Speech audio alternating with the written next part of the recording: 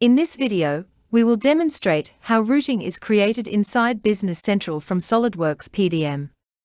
Step 1. Create web service for routing card on Web Services page.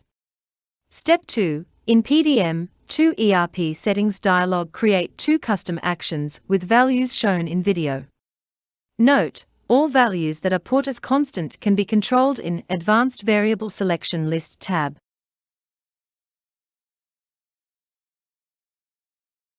Step 3.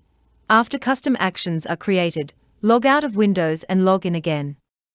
Step 4.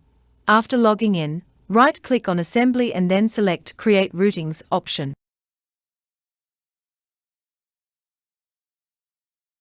This will launch the Additional Action Creation dialog. Step 5. In the dialog, add required routing lines and click on Create or Update button.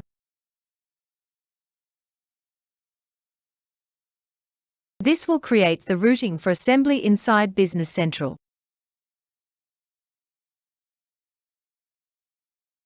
Please visit our website to know more about SOLIDWORKS PDM and Business Central integration.